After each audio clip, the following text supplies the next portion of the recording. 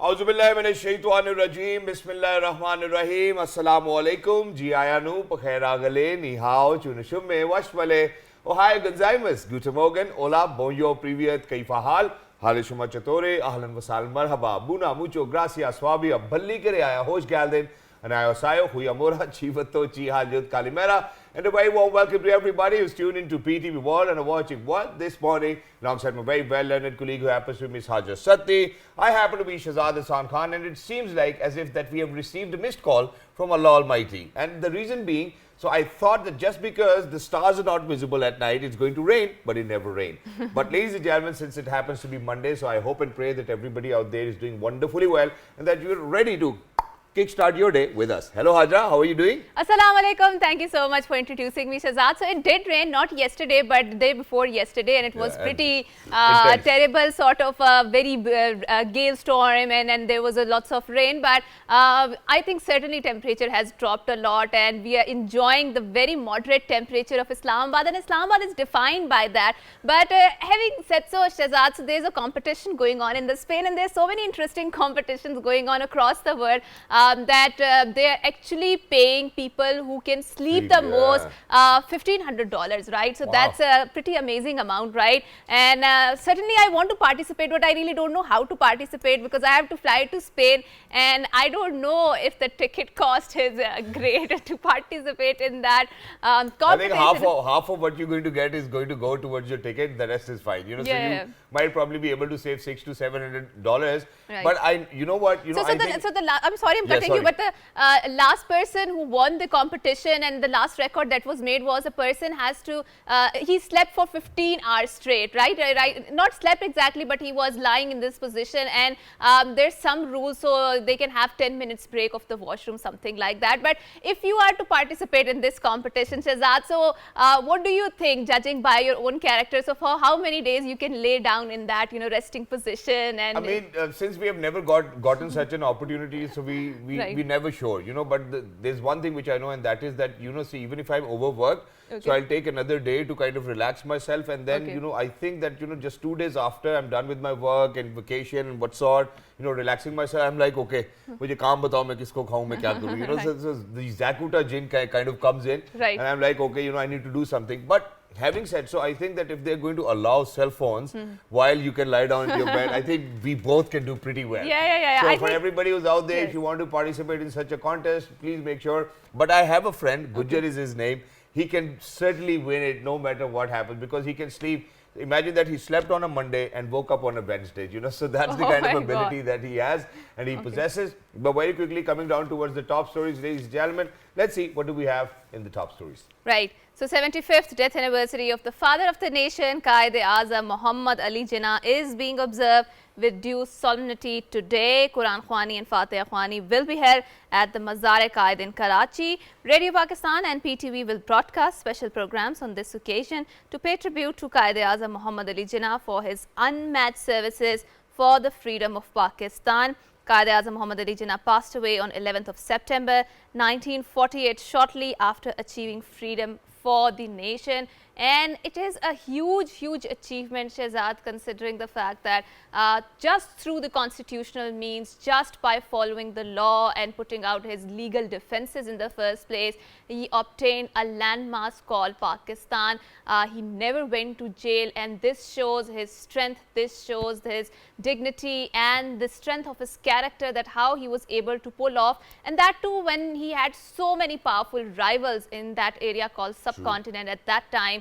Not just the Congress, but also the Britishers, who were not ready to leave because the Congress had the slogan of quit India, but Quaid-e-Azam made sure that they should divide and then quit India. And you know, what I believe is, I don't know whether a lot of people are going to agree with me or not, but Quaid-e-Azam Muhammad Ali Jinnah kind of gave them the taste of their own medicine. So imagine that he studied law, you know, he became a barrister, not just that, he went to the country, he went to the same country, learned their own language, and then kind of defended, you know, his motherland, which we call Pakistan, or the very creation of it.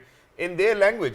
Couch in their language, in the human rights term, and in their own jargon. That's very true, and thank you so much for very succinctly putting it out there. And this is how we do. So moving on, so the blockbuster Super 4 clash of the Asia Cup between Pakistan and India will resume. Analysis are always on the point, and we all know that India-Pakistan match is always more than just a match. There's so many emotions invested in there, and I think it's a horrible feeling for any team that loses in the first place, right? Because you know, Haja, since it was the group stage, and you know, it's a do or die for every other team, you know, so they're making sure that they're going to give it their best. You know, the last encounter that we had with India, you know, unfortunately it was washed off as well, and you know, India was able to score 260 or 66. And when we see that, okay, Nepal was able to kind of, you know, put up 230 plus scores on the scoreboard against India, we thought that, okay, you know, 266, we would have chased it. But the way they applied themselves yesterday was something which was very different, and it's worth talking about. So, you know, because the intent was there. Rohit Sharma and Shubman Gill early on having a 100+ runs partnership was some, and Shaheen Shah Afridi, Naseem Shah not being able to get their wicket with the newer ball in the first 10 overs is something which was very disappointing for us Pakistani cricket fans, not as a commentator or as a host or as an analyst, but certainly because the game is going to resume from 24.1 overs where it was left. But the unfortunate news is, which I'm very sorry that I'm going to break to you, that it's still raining in Colombo. So I'm not sure whether the game is going to resume today or not, but today we had a reserve day for this game only. So I think for that you'll have to tune into PTV Sports somewhat around 12:30, and I'll tell you what the updates are. Wonderful, wonderful, and we will keep watching it because obviously it's more than a match. But now moving on to our segment, now we want to kickstart our conversation, which is about the food, the diet, and how the food we are consuming shapes us in the first place, right? So being Pakistani, being someone who belongs to South Asian culture in the first place, we are really fond of the parathas, and we are really fond of the lots of lassi and very spicy food in the first place. And if you go around the world, Shahzad, since you have the exposure of that, so you will find that the spices are very minimal or do not exist at all in their food. And I have, Haja, I have another example of sharing. So imagine that, you know, what happens is that when we go abroad, you know, people in an instant will recognize that you are from Pakistan or India. And you know what, you know, so earlier I used to get surprised that, okay, you know, how do they get to know? So now I realize that, you know, that people from Bangladesh, Pakistan, India will always have a very distinct smell of spice coming from them, which is why they kind of identify that, okay, you know, these people belong to Asia. Because imagine that, you know, when you meet people abroad, you know, for example in UK, you know, they eat so clean, there's hardly any scent that you can actually kind of absorb from them, that you're like, okay. And whenever you're going to go dine out with them, you're like, okay, what am I going to eat? Because look at them, what they are eating. So they're all eating raw vegetables and fruits boiled and whatnot. And they've quit on chicken as well, you know. So either half of them are interested in having meat, mutton, beef, and half of them are not. So half of them have converted to vegetarians, and they're living a healthier life. Imagine Sylvester Stallone at this age is a vegetarian, and he's like, okay, I never knew that, but but we do have our own observations regarding being vegetarian, considering the fact that we consume a lot of meat. But Shahzad, there's one thing that I would like to bring our attention is that this phenomena, which is very pertinent in the West, is of the genetically modified food, and we've seen that how it is actually affecting and impacting them a lot, and how there's a conversation about having an organic industry in the first place. And I do believe that in Pakistan, if you made an effort, you do find a lot of organic farm fresh market at a very cheap rate, and I think that's a blessing that we take for granted a lot. But we need to have this conversation, and we want to kickstart, and without any further ado, because Hajar, just I wanted to add over here, because what happens is that over there, what they've done is that they, for example, so it's a multi-tier industry. So one, obviously, if you're not interested in having organic food, you can get it very cheap, you know, so $1 probably for eggs and bread and whatnot. But if you see the organic, the ingredients of the organic product, they're not organic in the first place, because you will find a lot of preservatives there. So I think it's just a marketing tactic. That's what I'm saying, because now they have opened up, you know, the whole organic stores, you know, so, and they're open 24/7, and they make sure, because the expiry is too short, you know, so if something's going to come into the shop, you really need to get it in the span of one day. So there's this industry which is booming as well. So I think Pakistanis need to realize that, okay, while we can have organic food, let's have it as well, and that too at a cheaper rate. So to talk about it, because we, both of me and Hajar, we come from,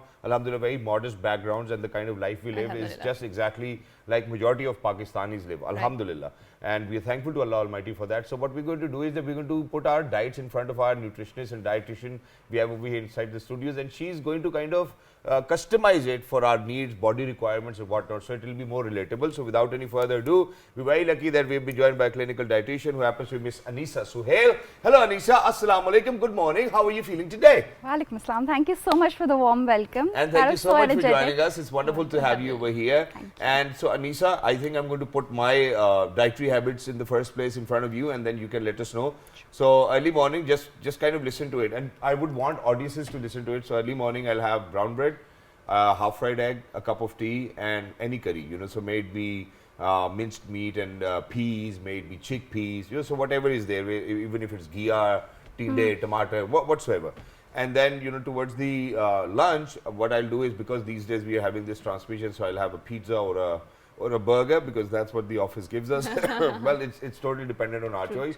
And then towards the end, when it comes down to dinner, so whatever curry and whatever road chapati, because I do not like rice that much, so, you know, I'll take that. And, you know, somewhere in between, I'll have a glass of protein shake. So that's all what my diet is. What do I need to do to kind of be more healthier? Do you have snacks in between? Yeah. Between main meals? So, you know, before sleeping, I'll take a chocolate and a chocolate milk. Yes. Okay, Right. and what about like mid-morning, like 11, 12 o'clock, before lunch, between your main meals? Nothing, I mean, if a friend is eating something, I might just chuck on it, but no, not really. Okay, so for the morning part, I would suggest you to add some sort of fiber in it, because I know you probably choose bran bread thinking that it has more fiber and all that. Yeah. But if you read the ingredients at the back, and you also feel the difference between the white bread and the bran bread, there's not much of a difference. Okay. The gluten is the same, the rice is the same, And the calories? the texture is also the same. There's not much of a difference in the calories as well. In fact, I was just watching a video yesterday where it was like a behind the scenes in a bakery. No hate to all the bakeries, but we really need to check the ingredients. I don't think there's a huge difference So between do you a think brand. that eating a paratha in the morning is recommended? Okay, so that's a good question. Paratha, if it's in your portion size, if it's in your It's a portion little size, crispy. and if you reduce the size to almost 6 inch of a chapati, and if you use pure desi ghee on it, no artificial oils or hydrogenated oils, and also if you're using whole wheat atta, whole wheat atta, yes, because a lot of people, the most common atta that's used nowadays, it's refined flour, you know, that fine white I was atta. about to say that we certainly do not use the whole wheat atta, obviously, you know, because we come from normal, modest, humble backgrounds. But there's not much of a difference in the price. I think it's just about the awareness. There's a difference in awareness now. So, Yes. you know, I think I'll have to, Ammi, or Preet bhai se kahin zara whole wheat mein please. Acha, okay, so now coming to lunch. Yes. So lunch, if Pizza, you want, burger, any salad which I'm going to get these days, otherwise it's roti or a sandwich which is once again made of a brown bread and a cup of tea with 2 cake rusks. so it's always okay to have fast food every once in a while, as long as it's not a daily habit. But what if I'm working out every day after the fast food? I got asked this question a while back as well. The thing is that if you're having bad food continuously, bad diet, workout is not going to compensate that bad diet. nutritional needs, You might burn the calories that you gain, but you cannot change the preservatives or the sugar or the glycation that's going to happen as a result of all that fast food. You can't change that. But imagine you have a zinger burger in your hand. It's full of cheese and mayonnaise. It takes a lot and to- you strip off that chili ketchup and you put it on top of your burger and you take a healthy It's always okay to have that, every once in a while. It's always okay to have that every once in a while, because if you restrict yourself too much from all these foods that you actually like to have and which gives you pleasure, it's going to destroy the relationship you have with food, and that might eventually result into food disorders and Wonderful. So yes, dinner, that roti kind of- and salad. Yes, roti and salan is fine as long as you add more fiber in it. Again, the vegetables and everything that I talked about earlier. The Does roti vegetables contain any fiber? it does if you're using whole wheat. Okay, It only does if that. you're using whole wheat. And then we have different, ways that we can actually make it a high fiber roti. We can add flax seeds, we can add ground sesame seeds, we can add ground pumpkin seeds. So adding those seeds adds value to it. It increases what if, the nutritional I replace value. my brown bread with the what do we call that? Those grain breads we have in the market. Multigrain? Yeah, multigrain. Yeah, the thing is that I checked out some multigrain breads in the market, and they only just sprinkle the multigrain stuff on the top just to make it look like it's multigrain. So you have to choose a good brand. But yes, it's a good option. But now let's talk about, because you alluded to a very interesting point about how our body has a relationship with the food, and obviously it's very important. And when we were having a discussion before the red light of the camera went on, you talked about the nutrigenomics, right? The term is very fancy, and if for a lay person like us who are not invested into the medicine, can you explain us what does that mean? And we were having also the discussion about genetically modified food, right? So please kickstart the conversation. Thank you for bringing that question up. Nutrigenomics, basically, it is the relationship of food and genetics. So it basically talks about how the food that you eat is going to affect your genetics. It's a new study, it's a new field in the science of nutrition, and it's a part of epigenetics, which basically talks about how your environment, which for us includes our emotions, our lifestyle, which includes our exercise and diet, and sleep-wake cycle, and how we are dealing with our hormone imbalance and everything. That all this affects our genetics. So specifically, I would like to talk about autism and ADHD. All these behavioral disorders, they actually have a very close link with the diet that we're having. I'm not saying that they are not psychological disorders, obviously, with respect to that field, but it has a very close link to the nutrition that the child is having or the mother is having. Because all right, if I'm having like a bunch of fast food or processed food in my life, it might not affect me directly a lot, but it's going to become part of my genes, it's going to become part of my genetic makeup, and then it might affect 2 generations down the line. And so this research which you are quoting as of now, where does it originate from? So for people to have a better understanding and that they can put in their own research as well, I think that'll be great. Because till now, I don't think that I've heard that that how your food can actually have an impact on your genes or on your DNA as well. So I think it's better that we share the source of the research. Yes.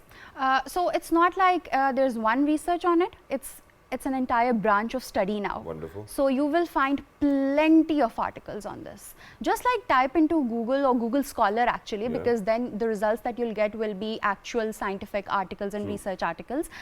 Just type into it, diabetes and genetics, cholesterol and genetics. So the reason why Pakistan is now the leading country in diabetes is because it has become part of our genes. Every 1 in 4 people in Pakistan is diabetic. Sab kha rahe na, kha rahe, exactly. Sab kha rahe. And insulin resistance it's part of us, and it affects men and women differently.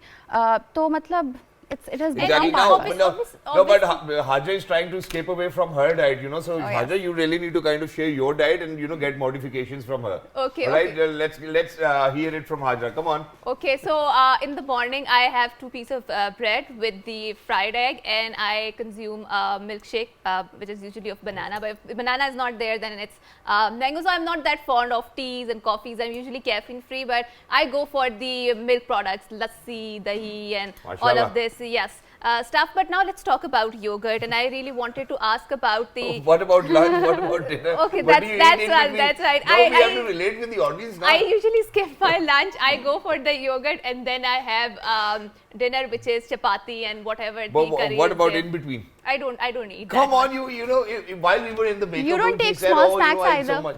Small snacks either. वो भी नहीं खाती. No. I usually don't go for it because I think at 6 or 7 there is that supper time, and my parents are having tea, so I'm not invested that much in the tea. But if there's sometimes some bakery item present there, because my sister is into the baking.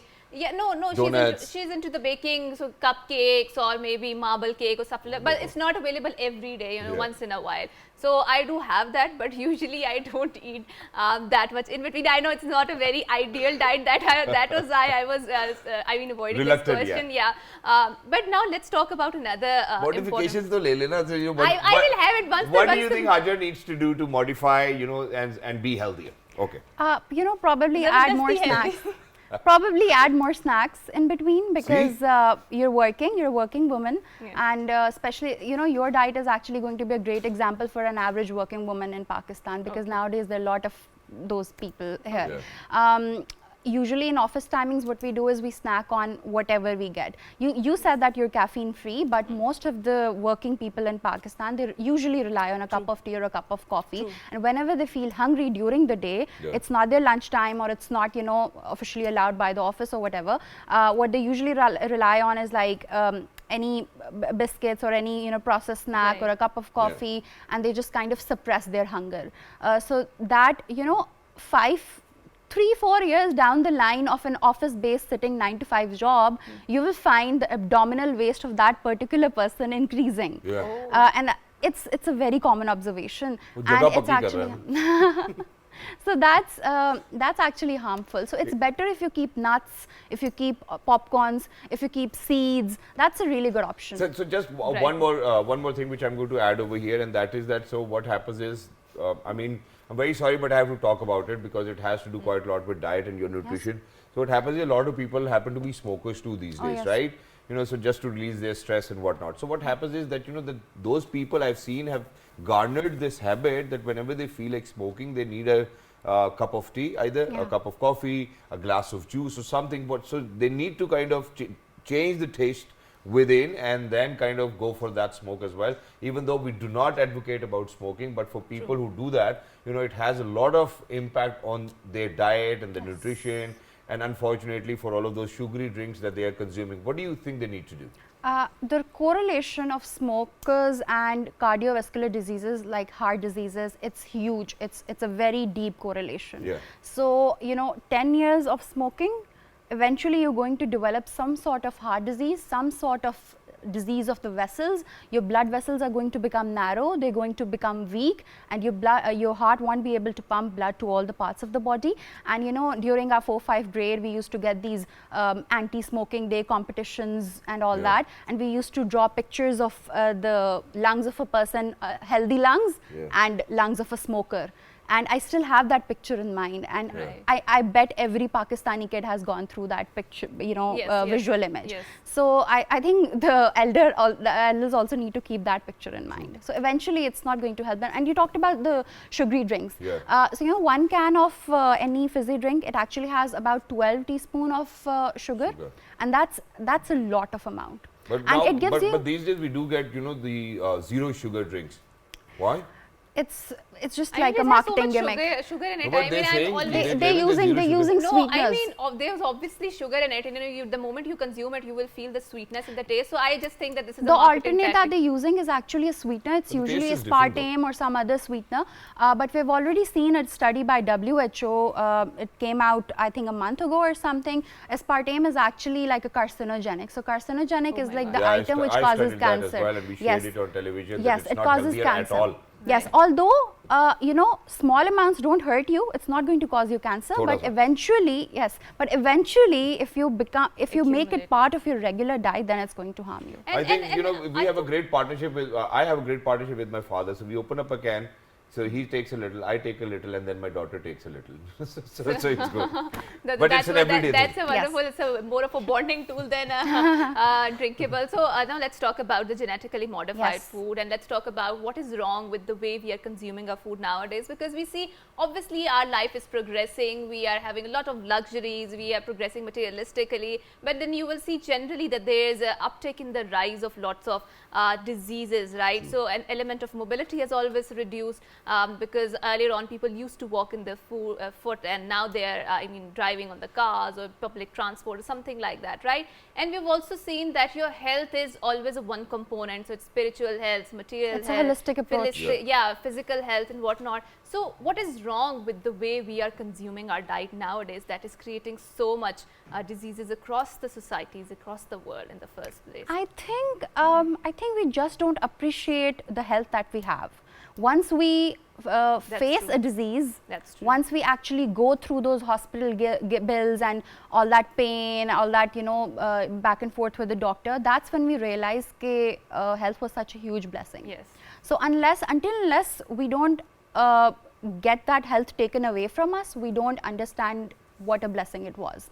So I think that is the problem. And secondly, I think the world order has changed entirely.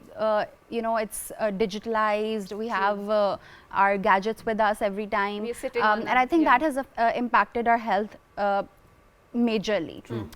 So if we kind of reduce digital detox, so I think that explains a lot about why we are going and that's a very towards that interesting lifestyle. concept that you talked about, digital detox, and certainly we would like to build up a conversation in some other program, because this concept is gaining traction and we need to talk a lot about it and see where the fallacies lies. But thank you so much, Anisa, for coming to our show and for having this wonderful conversation.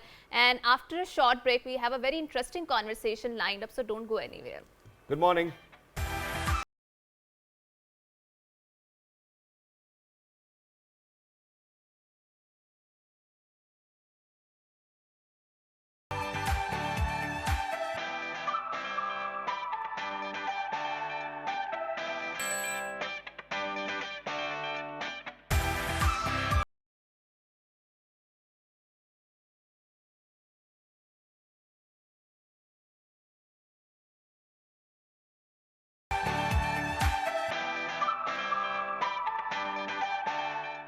All right, everybody, welcome back. Thank you so much for staying tuned to BTV World. You're certainly watching World this morning. Mujhe kehte hain Shahzad Hasan Khan, and with me, I'm very lucky that I've been joined by Ms. Haja Satti.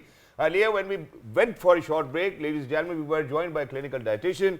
She kind of spoke really high of our diets. Well, not really high. We certainly need to make a few.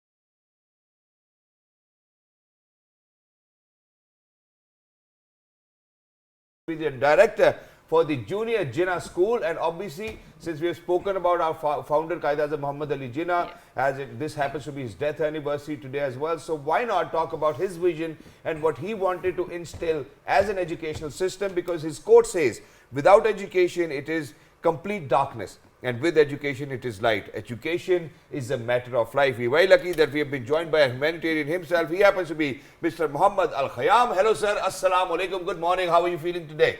Walaikum assalam. Thank you, Mr. Shahzad. Assalamu alaikum sir, how are you feeling today? Walaikum assalam. Thank you so brother much for joining us. Shahzad and Ms. Wonderful to have you Hajra. over Thank here. you, thank you. Thank you, Jazakallah, and it's an honor to have you in our studio. So let's talk about the Junior Jinnah School, and I'm very fascinated by the name in the first place, and we've always talked about that how our school system are instilling the, we rote learning and memorization, and there's so much things that are being going on, but I think the value system is somewhat becoming a casualty, and which was not the case before, right? Because our parents talks about so passionately about how there was lots of subjects and how there was also nurturing going on inside the schools, but that aspect is, I think, becoming somewhat invisible because of the huge commercialization that is going on, right? So how are you filling that gap in the first place? Because the concept of Junior Jinnah is very fascinating in the first place. Thank you. Actually, the concept of Junior Jinnah came into being back in 2014, and there were a number of people who wanted to actually create Junior Jinnah in Pakistan, so Pakistan could be really built upon. And as Brother Shahzad just had quoted, that education is a matter of life, as quoted by Muhammad Ali Jinnah.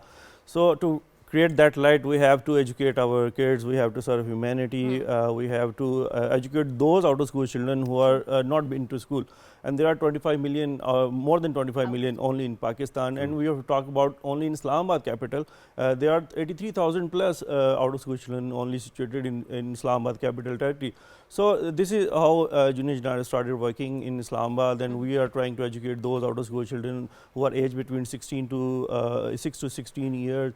And they are being enrolled in, they are being called upon the different school. There are one-room school, and there are masajid school available, there are madaris school available for them. So you can open a school in every other street you want to. So there is a fast track program. Basically, we are educating so they can cover up their age. They are left behind. Their train has been missed, so we wanted to get them their track on their train.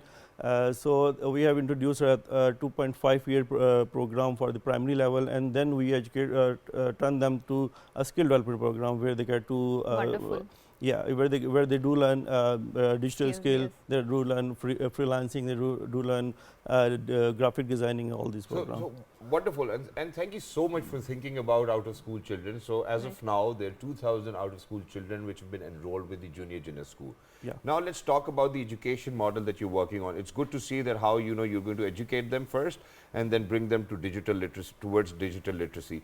But do you think that half of the time, because of the fact that unfortunately they are out of school children and their families might not have ever been to schools, there's a learning difficulty with those children, and how do you cope up with that learning difficulty, and how do you, kind of program a syllabi which is very conducive for them to learn and that it is easier for them to learn? Thank you. I think this is a very important I'm point. known for that. You have talked about this very important one.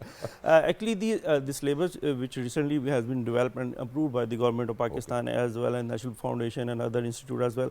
There are 30-month syllabus available right now, and that based on the actual learning, actual visual learning on the student. So the kid who is aged between 8 years or 7 years, he has visual learning of the market. He do understand that this is a table. He do understand this is a cup of tea. Or this is this and is a most lamp. of them are street smart as well. Yeah, they are very much street smart. They're very much street smart. That is why they graduated the same amount of syllabus in 2.5 years as compared to the other our normal kids who are graduated from grade 5 in 8 years time. Wow. So this is actually the syllabus is very interactive for them, and kids really come. Their attendance is, I would say, 100% attendance in that, because they do really want to learn. They understand new things. And let's talk about, because when we talk about education, and the concept of the education is so that we can groom our children into better and responsible citizens in the first place, right? And now let's talk about the subject of inclusivity and diversity, and making sure that the kids who are differently able have also equal access to the education. And I do feel that obviously there's a lot of conversation going on with inclusivity and diversity, but when it comes to the things on the ground, that might be as great as the conversations that we are having, right? How do you identify, or how do you cater to the needs of those special kids who are differently able and who need different requirement and attention, that too from the teacher in the first place? So right now, we never discourage or discriminate any special child who are coming to our school, our campuses in different platform, different areas in Islamabad, Rawalpindi. Right now, around 10 kids are currently enrolled in our campuses, and teachers are giving them extra attention. They are being taught in extra hour.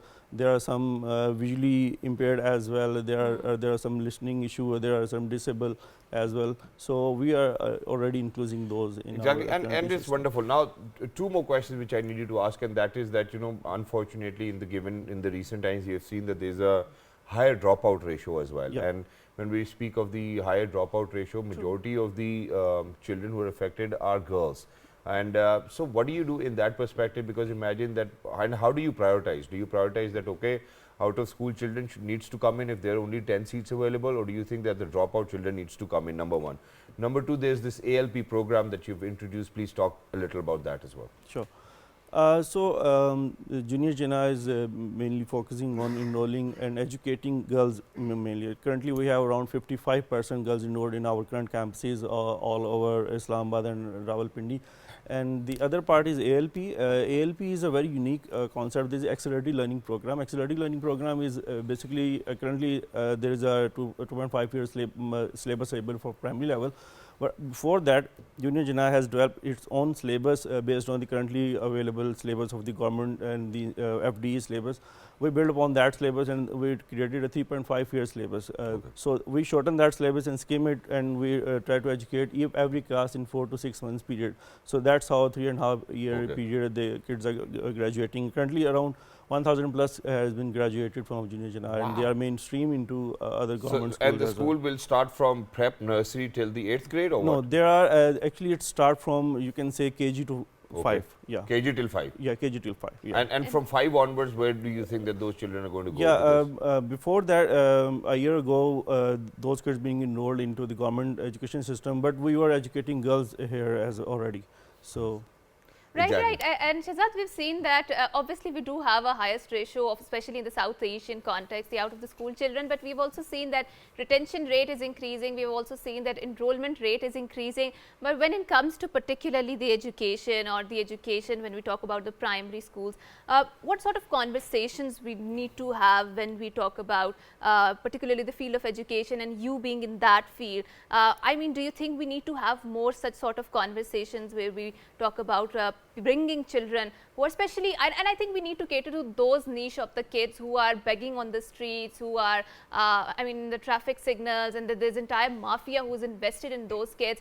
So how do we make that sort of behavioral change in which we encourage those kids to come to the schools in the first place, because they're so addicted with the money that they are getting, that too from the bystanders out there. So it's very difficult to break that vicious cycle in the first place. Because the minimum amount you're going to give away these days starts from 50 rupees. That's Nobody is taking 10 rupees. They're not even taking. They're like, bhaijan, aap hi rakh lo, aap ko bala. Yeah, that's right. That's right. That's So, for example, you want to open a school in somewhere subskirt of Rawalpindi or Islamabad area, and there are so many children who are doing child labor.